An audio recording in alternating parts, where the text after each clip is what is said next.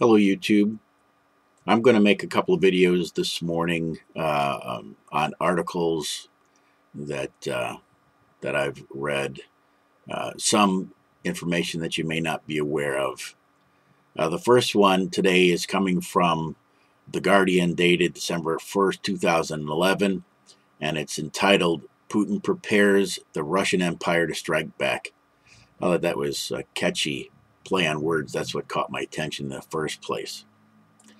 All right, the article says, as prime minister for the past 4 years, Vladimir Putin never really went away.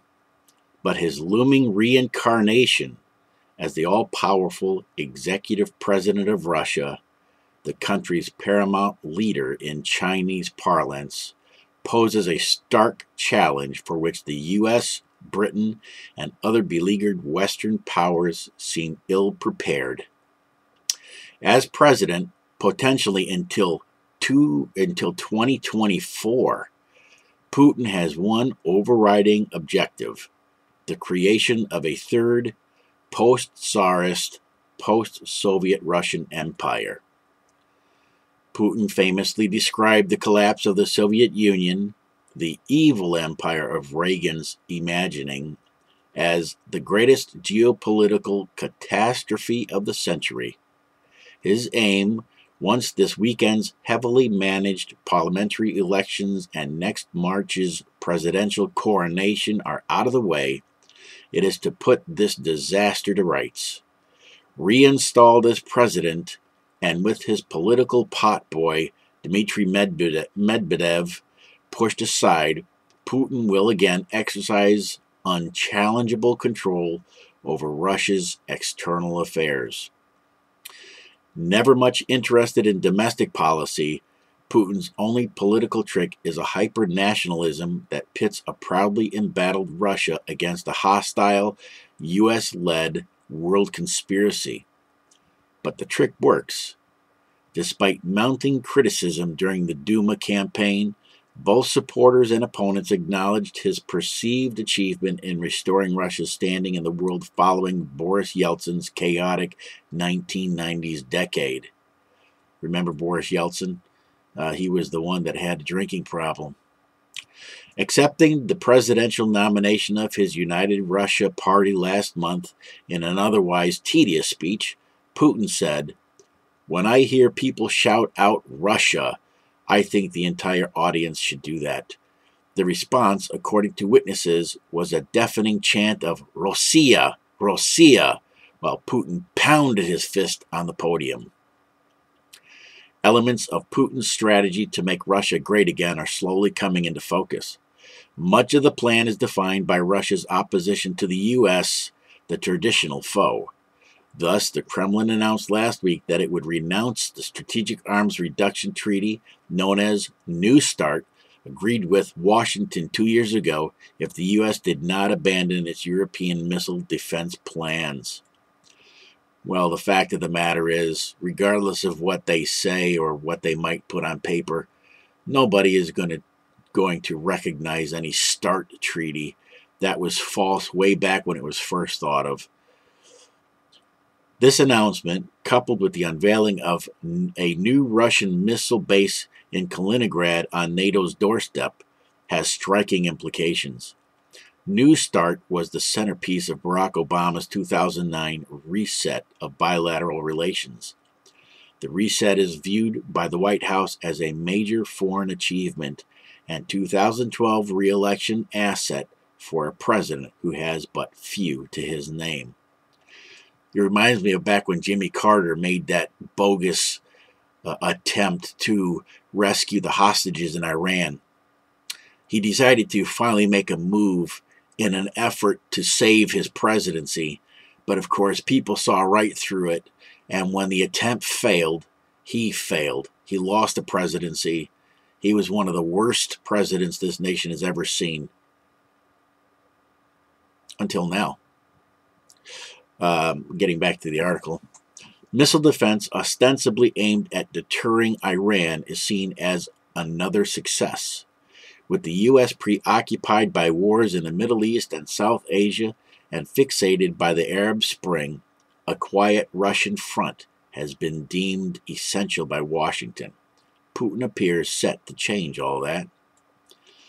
On his eastern flank, meanwhile, Putin is busy reviving the idea of a remodeled union embracing the former Soviet republics of Central Asia, an arrangement that prospectively boosts Russian political and military influence. Russia will begin this new iteration of a Russian empire by creating a union with former Soviet states based on Moscow's current associations, such as the Customs Union and the Collective Security Treaty Organization. This will allow the EU, a Eurasia Union, to strategically encompass both the economic and security spheres. Putin is creating a union in which Moscow would influence foreign policy and security, but would not be responsible for most of the inner workings of each country, said Lauren Goodrich in a Straight 4 paper. Putin's Third Empire project also includes, crucially, a tightening of Moscow's politicized grip on Europe's strategic energy supplies. Following last month's Gazprom deal with Belarus, industry analysts suggest up to 50% of Europe's natural gas could be controlled by Russia by 2030. This is hugely significant. Putin's new Russian empire can only be financed by continuing high-priced energy export revenues.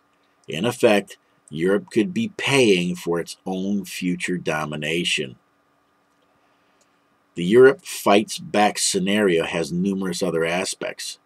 Recent remarks by Medvedev about the lack of wisdom in the context of the 2008 Georgia conflict of unchecked NATO enlargement vividly illustrated Russians' visceral opposition to any interference in what used to be called its near abroad, and Putin's desire to roll back the Western encroachments of the past 20 years. Russia's determination to defend wider spheres of traditional influence in the non-aligned and developing world can be seen in its obdurate refusal of penalize Syria in the face of almost universal outrage over the crackdown there, and in its de facto defense of Iran's nuclear program.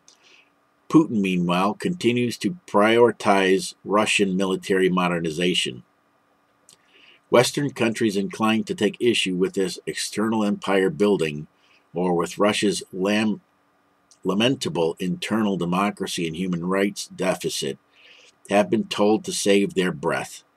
All our foreign partners need to understand this. Russia is a democratic country. It's a reliable and predictable partner with which they can and must reach agreement, but on which they cannot impose anything from the outside, Putin told the United Russian Convention. Attempts to influence the election process or the reform agenda were a wasted effort, like throwing money to the winds.